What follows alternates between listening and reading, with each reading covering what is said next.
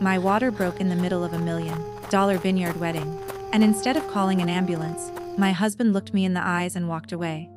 Then my mother-in-law dragged me into a bathroom, locked the door from the outside and whispered, "Stay quiet until the $10 million deal is signed."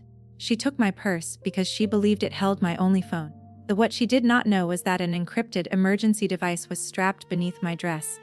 Before that night was over, sirens would surround the vineyard, federal agents would storm the reception, and the Sterling family would discover that the quiet woman they had mocked for years had been collecting evidence against them. Before I tell you how their perfect wedding became a crime scene, let me introduce myself. My name is Clara Sterling. I was 32 years old, 34 weeks pregnant, and living in California wine country with my husband Ethan. To his wealthy family, I was the ordinary daughter-in-law with plain clothes, a modest government salary, and no understanding of their glamorous world. They called me the little accountant. They laughed whenever I carried a locked biometric case to work. None of them ever asked which government office employed me. That mistake cost them everything. The night began beneath imported crystal chandeliers at the Sterling estate. Almost 300 guests had gathered to celebrate my sister-in-law Chloe's wedding. Senators, investors, winery owners, and social media celebrities filled the marble terrace. A string quartet played beside the vines. Waiters moved through the crowd with vintage champagne. Chloe wore a custom gown that cost more than some families earned in a year. Everyone was watching her first dance when warmth suddenly rushed down my legs. For one confused second, I thought someone had spilled a drink. Then another wave followed, soaking the silk lining of my maternity gown and spreading across the pale stone beneath my shoes. My water had broken 6 weeks early. A contraction folded me forward so sharply that I could barely breathe. I reached for Ethan's velvet sleeve. "Something is wrong," I whispered. "Call an ambulance. Please." He did not reach for me. He did not ask about the baby. His eyes moved toward the photographers filming the guests at the VIP tables. "Can you walk?" he muttered. "The cameras are pointed this way." I stared at him. We had been married for 4 years. I had listened to him talk to our unborn daughter every night, promising that he would always protect her. Yet at the first real sign that she needed him, his face showed only embarrassment. Then I noticed where he had been looking. Near the edge of the reception tent stood Jessica Lane, the wedding planner. She wore a fitted black suit and held a clipboard against her chest. Ethan met her eyes. Jessica gave him a tiny nod, the kind shared by two people who had been keeping the same secret for a long time. In that instant, every late night at the vineyard office and every unexplained business trip took on a new meaning. Before I could confront him, my mother-in-law appeared. Vivian Sterling was 60 years old, elegant, controlled, and feared by everyone who depended on the estate. She smiled warmly for a passing photographer while her fingers closed around my upper arm. Her nails cut into my skin. "Not here, Clara," she said without moving her smile. Another contraction hit. I gasped and grabbed the edge of a table. "I'm in labor." "You are creating a scene." She pulled me away from the terrace and toward the staff corridor. Ethan followed several steps behind us, saying nothing. The music faded as Vivian pushed me through a pair of swinging doors. The perfume of roses and expensive wine disappeared, replaced by the smell of cleaning chemicals and cold concrete. "Stop," I begged. "The baby is early. We need a hospital." Vivian looked back at me, and for the first time I saw no performance in her face. There was only calculation. "The Apex Capital investors are at table 4, she said. "In less than 20 minutes, they will sign a $10 million agreement that saves this estate. I will not let you frighten them away. Your granddaughter could be in danger. This child has already taken enough attention from Chloe." As she ripped my purse from my hands, then she opened the east bridal bathroom and shoved me through the doorway. I stumbled onto the tile and caught myself against the sink. "Stay quiet until the contracts are signed," she warned. The door slammed. A heavy deadbolt slid into place on the other side. I rushed to it and pounded with both hands. "Ethan, please open the door." His shadow appeared in the narrow strip of light beneath the frame. For 10 long seconds, he stood there without speaking. "Just give me 15 minutes, he finally said. "I'm handling it. Don't make this worse." Then his footsteps moved away. My husband had left me locked in a bathroom while our premature child struggled inside me. I slid down the door and pressed one hand to my stomach. The bass from the wedding music pulsed through the walls. My breathing became fast and shallow, but my mind was suddenly clear. The Sterlings believed they had isolated a helpless woman. Vivian had taken my purse, my regular phone, and my car keys. She thought she had removed every way I could ask for help. She had forgotten that I never trusted her enough to carry only one phone.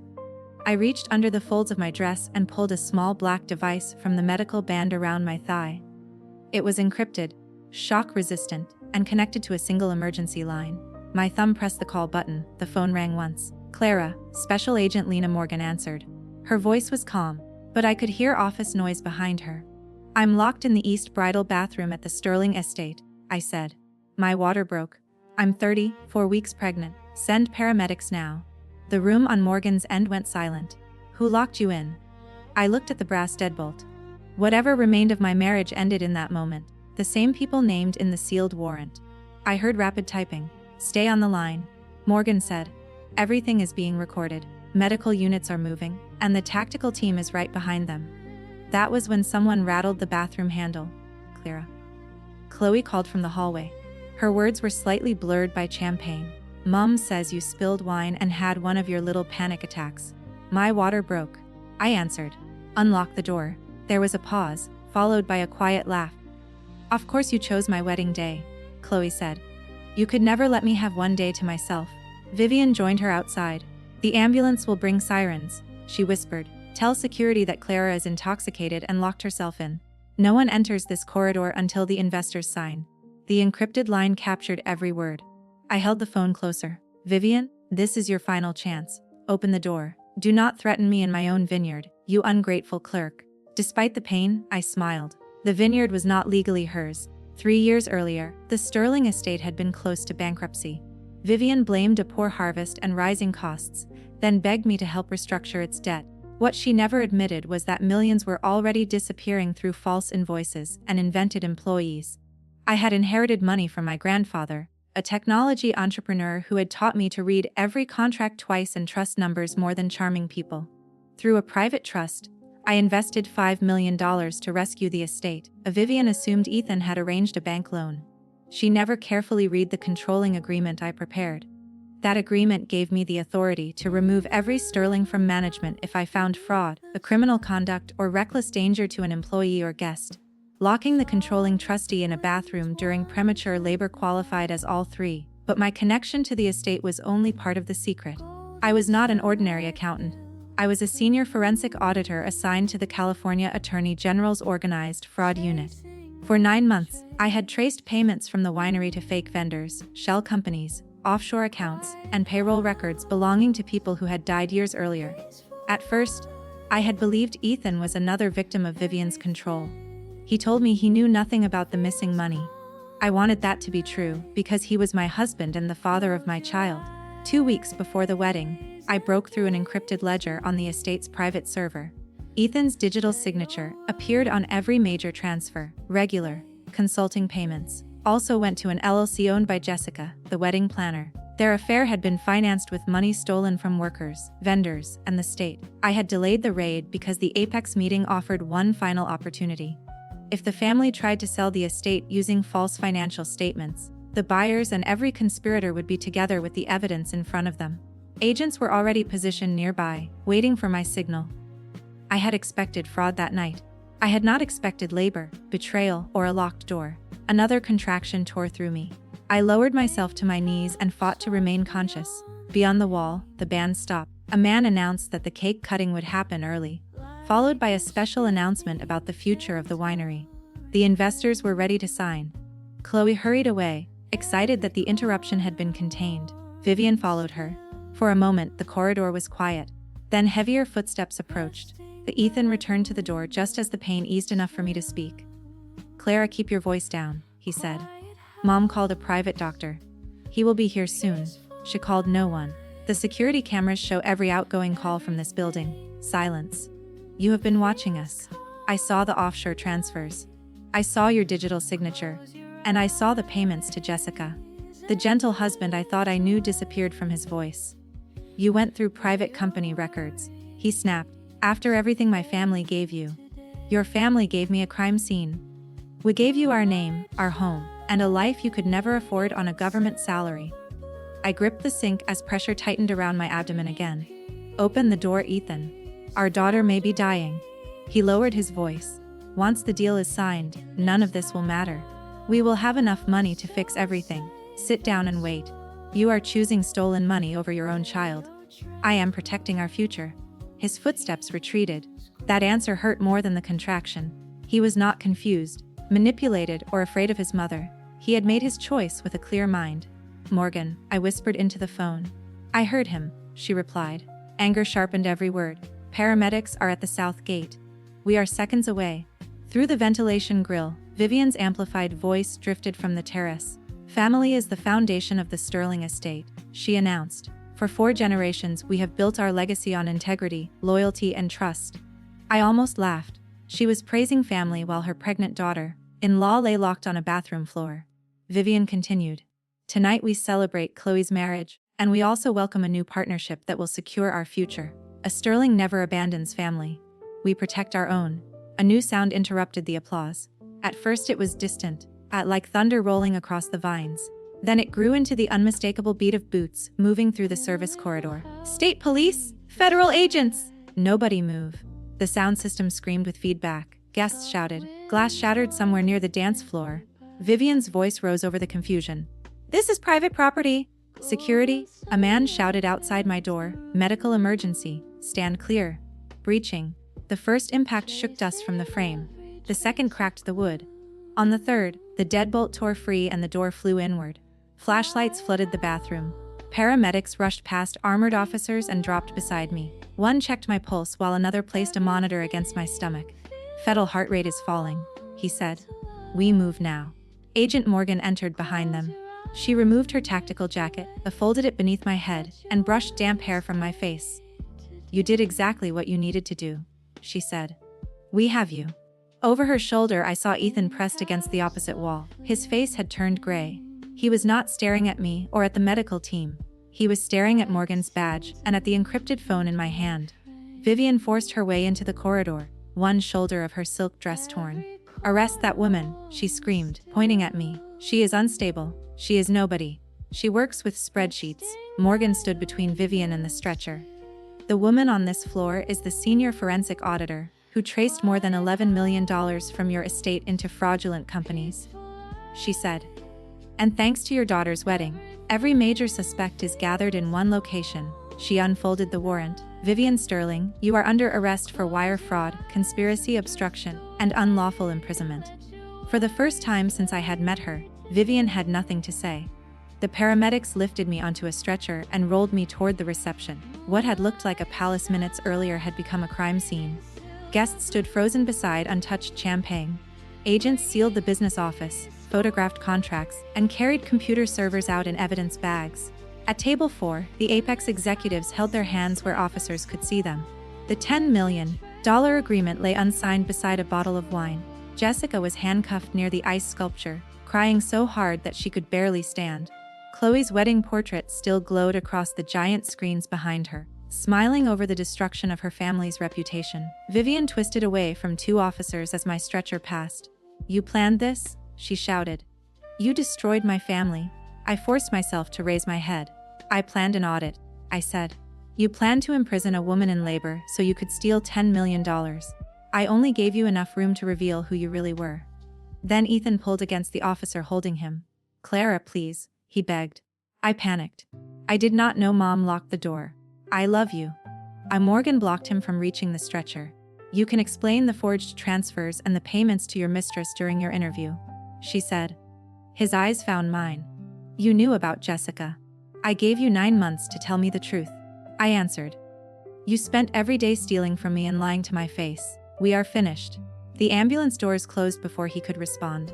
As the siren carried me away from the vineyard, the monitor beside me began to sound faster. The paramedic looked at his partner, and I saw fear pass between them. Her heart rate is dropping again, he said. Tell the hospital we need an operating room ready. I pressed both hands to my stomach. Stay with me, baby, I whispered.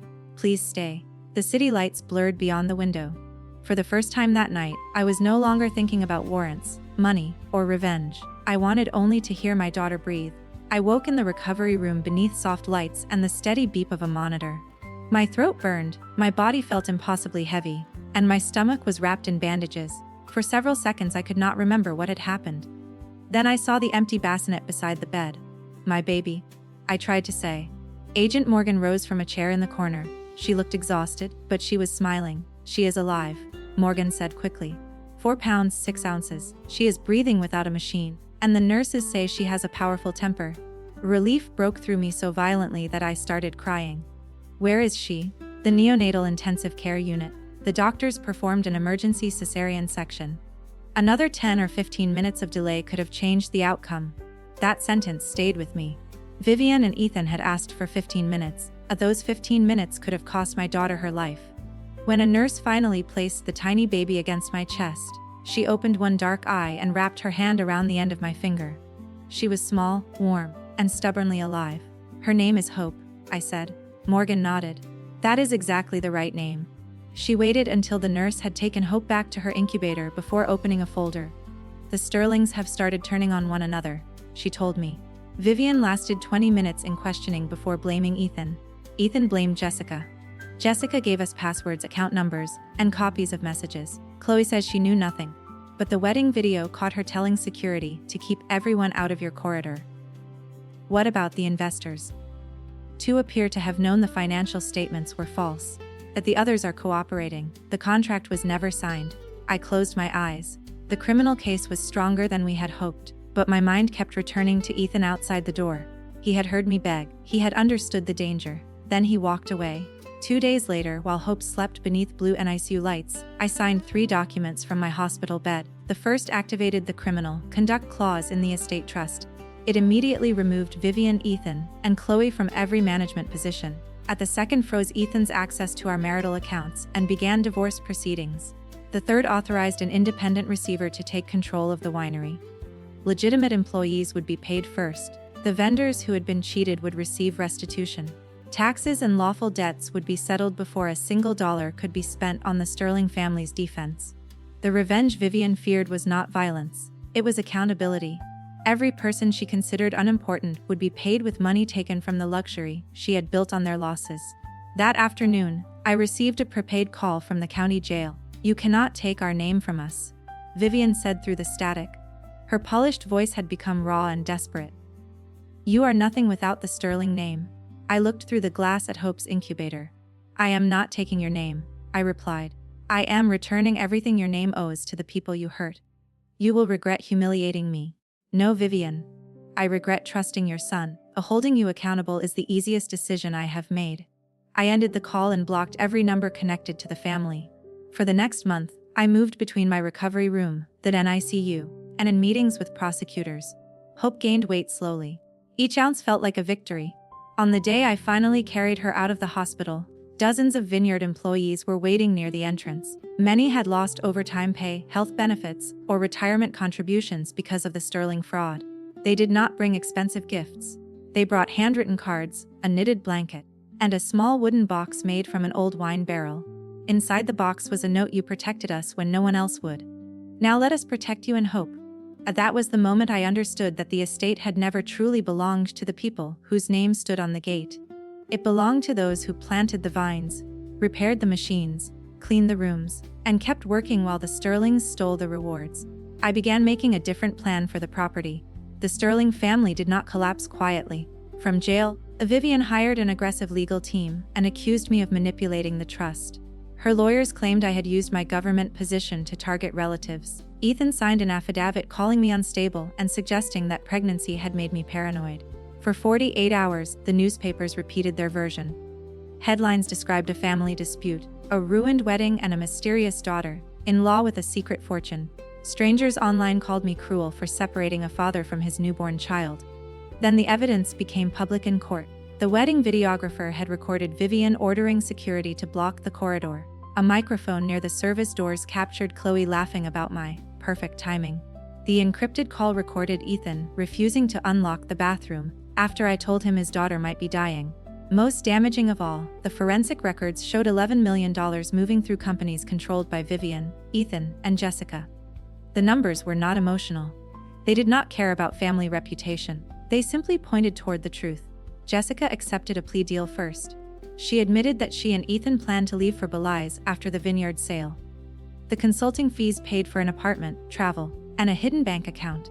She also revealed that Ethan had increased my life insurance policy 3 months before the wedding. When Morgan told me, I felt the room tilt. Do you think he intended to hurt me? I asked. We cannot prove that, she said. But we can prove he expected to benefit if something happened to you. It was one more secret. And somehow it ended the last small part of me that still wondered whether the man I married had ever been real. Ethan took a plea agreement when prosecutors placed his signatures, messages, and voice recording in front of him. He lost his accounting license, his inheritance, and his claim to the estate. He received 5 years in federal prison, followed by supervised release and a restitution order that would follow him for decades. Chloe avoided prison by testifying against her mother and brother. Her new husband requested an annulment the morning after the raid. Wedding vendors sued her for unpaid bills, sponsors ended their contracts, and she was left bankrupt. She had spent her life treating working people as invisible. Now every door she once expected to open remained closed. Vivian refused every deal. She walked into court dressed in dark designer suits, smiling at the jury as if status alone could rescue her. Her attorney argued that locking me in the bathroom had been a misunderstanding intended to protect my privacy.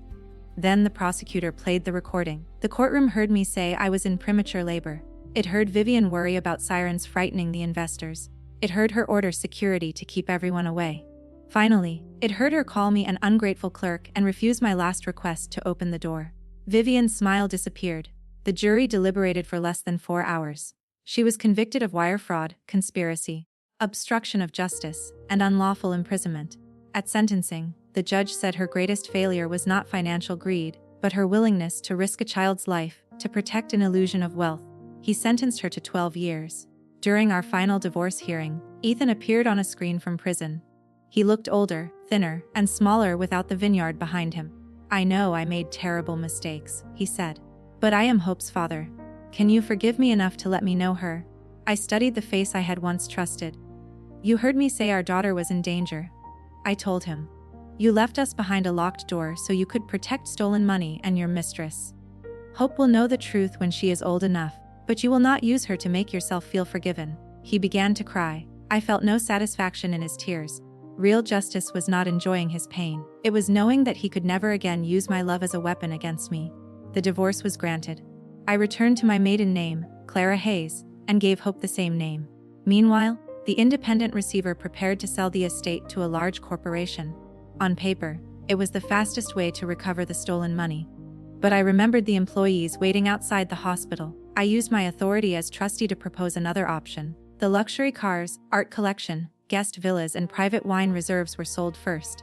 After creditors and victims were paid, the remaining land and equipment were transferred through a carefully financed sale to a cooperative owned by the workers. The sterling name came down from the gate. No one smashed the sign, and no one celebrated in front of a camera. The employees simply removed it, placed it in storage as evidence of what had been, and raised a new sign in its place. The Valley Cooperative. 18 months later, I stood on the same terrace where my water had broken.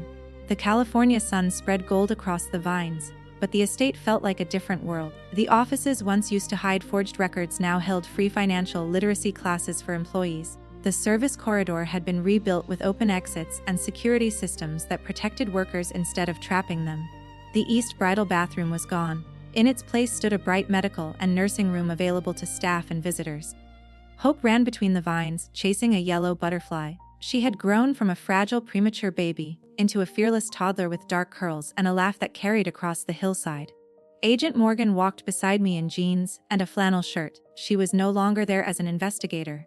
She had become family in the way that mattered, through loyalty, truth, and choice. She handed me a glass from the cooperative's first independent vintage. To the woman they thought was powerless, she said. I watched Hope race toward me, her arms wide. I set down the glass, knelt, and caught her against my chest. No, I said, that to the child who taught me that some doors must be broken before a better life can begin. Looking back, my story began with a wedding that was supposed to display wealth, love, and family honor. Instead, it exposed an affair, an $11 million fraud, and a family willing to endanger an unborn child for one more business deal. Vivian locked me away because she thought silence meant weakness. The Ethan walked away because he believed I would always forgive him. Both of them were wrong. The evidence I had gathered brought the truth into the open. The emergency call saved my daughter. The trust documents returned stolen money to workers and vendors. The courts delivered punishment, but the most meaningful justice came afterward. when the people who had built the vineyard finally became its owners. This experience taught me several lessons. First, love without respect is not love. A person who protects appearances while you are in danger is telling you exactly where you stand. Second, quiet people are not powerless. Sometimes they are watching, learning, and preparing to act at the right moment. Third, revenge may feel satisfying for a moment, but accountability creates lasting change. I did not need to destroy the Sterlings with anger. I needed the truth, the evidence, and the courage to stop protecting people who never protected me. Most of all, I learned that family is not a famous name carved above a gate. Family is the person who answers when you call for help. It is the nurse who guards a premature baby, the colleague who stays beside your hospital bed, and the workers who arrive with a handmade blanket when your world has fallen apart. The hope will one day ask why she has my name instead of her father's. I will tell her that her name does not come from the empire that nearly failed her. It comes from the woman she helped me become. If you have ever been betrayed by someone you trusted, remember this: the moment they try to silence you may be the moment you finally discover your own voice. Thank you for watching this story. If it moved you, please like the video, share your thoughts in the comments, and subscribe for more emotional stories about betrayal, courage, revenge, and justice. The Sterlings believed a locked door would protect their empire. In the end, it only trapped them with the truth.